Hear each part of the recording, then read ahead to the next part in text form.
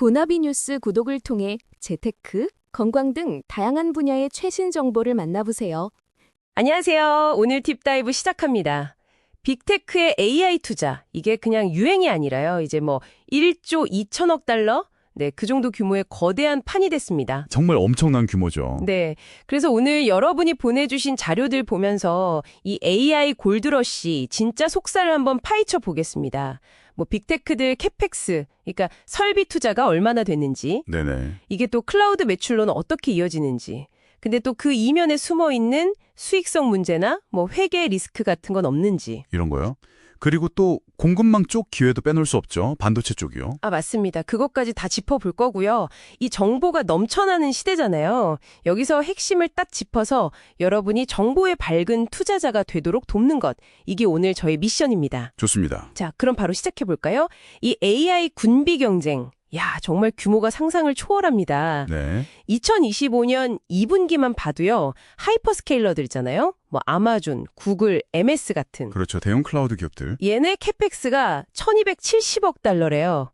전년 같은 기간보다 72% 늘어난 건데 이게 그냥 늘어난 게 아니라 점점 더 가속도가 붙는 느낌? 맞습니다. 그 추세가 무서운 거죠. 연간으로 보면 앞으로 한 30%씩 계속 늘어서 누적으로는 그 1조 2천억 달러 규모까지 갈 수 있다. 이런 예측이 나오거든요. 1조 2천억. 와. 네. 개별 기업으로 봐도 구글이 연간 한 85억 달러, 메타도 거의 60억, 650억 달러 이 정도를 쏟아붓겠다는 거니까요. 아니, 그 정도면 미국 GDP의 거의 2%라면서요? 네, 육박하는 수준이죠. 이게 그러니까 단순히 서버 좀 늘리자 이런 차원이 아닌 거예요. 미래 시장을 그냥 선점하겠다. 이런 영토 확장 전략으로 봐야 합니다. 영토 확장. 네, 실제로 지표를 봐도요. 매출 대비 캐펙스 비중이 몇 년 전만 해도 9%가 안 됐는데 지금은 16%를 훌쩍 넘어섰어요. 와, 진짜 공격적이네요. 그럼 이렇게 막대한 투자가 실제 돈으로 좀 연결이 되고 있나요? 클라우드 쪽 성과가 보이는 것 같기도 한데요. 네, 그 효과가 확실히 나타나고 있습니다. MS 애저 같은 경우는 최근 분기에 39% 성장했고요. 39%요? 대단하네요. 그렇죠. 구글 클라우드도 32% 늘면서 아예 AI가 핵심 동력이다 이렇게 밝혔고요. AWS는 성장률 자체는 한 17.5%로 상대적으로 좀 낮아 보이긴 하는데 그래도 두 자릿수 성장이긴 하네요. 네. 근데 더 중요한 게 있어요. 수주잔고, 그러니까 백로그라고 하죠. 이게 9,050억 달러로 전년보다 25%나 늘었어요. 와, 1,950억 달러요? 그건 무슨 뜻인가요? 이게 앞으로 AI 관련 수요가 꾸준히 이어질 거라는 아주 강력한 신호죠. 단발성이 아니라는 겁니다. 아하, 그렇군요. 성장세는 알겠는데 근데 이렇게 돈을 쏟아붓는 게 마냥 좋은 소식만은 아닐 것 같아요. 뭔가 좀 숨겨진 위험 같은 건 없을까요? 네, 정확히 보셨습니다. 여기서 이제 소위 감가상각 폭탄이라는 경고가 나오는 거죠. 감가상각 폭탄이요? 네, 수천억 달러를 투자했는데 그 핵심 자산인 고성능 GPU 같은 거 있잖아요. 이게 수명이 생각보다 짧아요. 고작 1년에서 길어야 3년. 네, 그렇게 짧아요? 네, 그러니까 투자한 돈이 어마어마한 속도로 비용으로 잡히면서 결국 이익을 깎아먹을 수 있다는 거죠.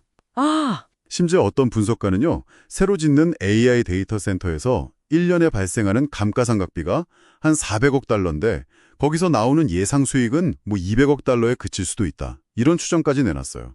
잠시만요. 그럼 비용이 수익보다 더 클 수도 있다는 말이네요? 그럴 가능성도 있다는 거죠.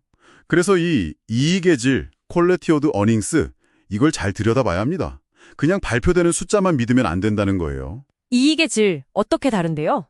예를 들면요. 구글이나 MS 같은 회사들은 서버 내용 연수, 그러니까 자산 수명을 기존에 한 4년, 5년 잡던 걸 6년으로 늘렸어요. 아, 그걸 왜 늘리죠?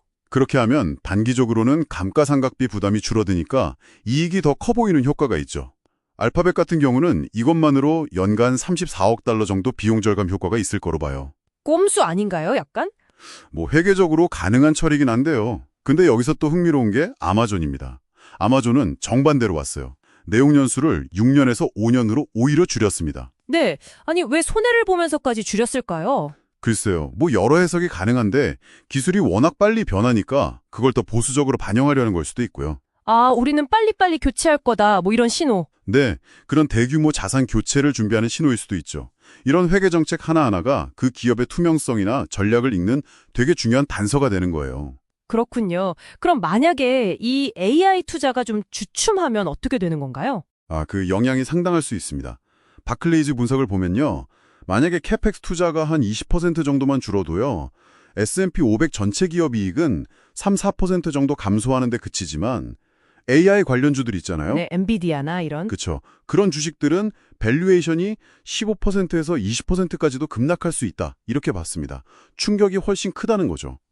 타격이 크네요. 네. 게다가 AI 서비스 자체의 마진율을 보면요. 한 30-40% 수준으로 추정되거든요. 이게 기존 클라우드 서비스 마진율이 보통 70% 넘는 거에 비하면 훨씬 낮아요. 생각보다 마진이 빡하네요. 네. 저마진 인프라 사업의 특성을 가지고 있는 거죠. AWS가 최근에 GPU 가격 내린 것도 보면 경쟁이 치열하다는 방증이고요. 이야, 리스크가 정말 여기저기 숨어 있네요. 하지만 이 막대한 돈이 흘러들어가는 곳, 거기에는 또 기회가 있지 않습니까? 공급망 쪽 말이죠. 맞습니다. 이 엄청난 캐펙스, 결국 그 돈이 흘러 도착하는 곳은 반도체 기업들이죠. 그야말로 지금 반도체는 슈퍼사이클입니다. 슈퍼사이클. 네, 삼성전자는 25년 3분기에 사상 최대 실적 전망까지 나오고 있고요. SK 하이닉스는 이미 2분기에 영업이익률 41%라는 정말 경이적인 기록을 세웠어요. 41%요? 제조업에서요? 와. 그렇죠. 주가가 많이 오르긴 했는데 여전히 포워드 PE 기준으로 보면 저평가 아니냐 이런 분석도 계속 나오고 있고요. 역시 반도체네요. 특히 그 HBM, 고대역폭 메모리 이야기가 정말 많이 나오던데요. 네, 맞아요.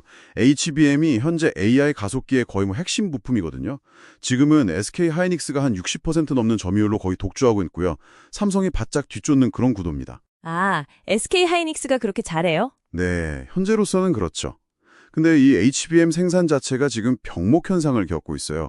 수요는 폭발하는데 공급이 못 따라가는 거죠. 그래서 여기서 누가 이기느냐가 중요하다? 네, 그렇죠. 여기서 SK가 계속 앞서가느냐, 삼성이 얼마나 따라잡느냐에 따라서 엔비디아 칩 가격도 달라질 수 있고요. 더 나아가서는 구글이나 MS 같은 하이퍼스케일러들의 비용, 또 AI 인프라 가는 속도까지 다 영향을 받게 됩니다. HBM 점유율 변화는 정말 꼭 주목해야 할 지표예요. 그렇군요. 그리고 또 재밌는 현상이 하나 있는데요. 기업들이 이 HBM이나 DDR5 같은 돈 되는 고부가 제품 생산에 막 집중하다 보니까요. 네. 상대적으로 예전 디램, 구형 디램 생산은 자연스럽게 줄어들게 되잖아요. 그렇죠. 라인을 바꿔야 하니까. 네. 그러면서 그 구형 디램 가격이 오히려 오르는 그런 자연 감산 효과까지 나타나고 있습니다. 물론 중국 CXMT 같은 후발주자들이 치고 올라오는 리스크도 있긴 하지만요. 와, 정말 복잡하게 얽혀 있네요. 자, 그럼 오늘 이야기 한번 정리해 볼까요? AI 투자는 분명 엄청난 성장 동력이 맞습니다.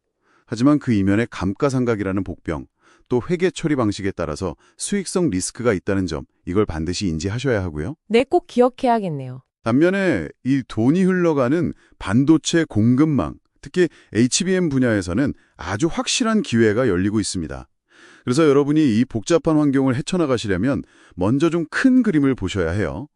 AI 가치 사슬에서 곡괭이와 삽, 그러니까 엔비디아나 삼성, MS 같은 인프라 기업에 투자할지 아니면 그 위에서 뭔가 새로운 걸 만들어낼 금광 채굴꾼, 즉 애플리케이션 기업을 찾을지 이걸 좀 전략적으로 판단하셔야 하고요. 네, 방향 설정이 중요하겠군요. 그리고 단순히 발표되는 이익 숫자만 보지 마시고요. 그 숫자 너머를 보셔야 합니다.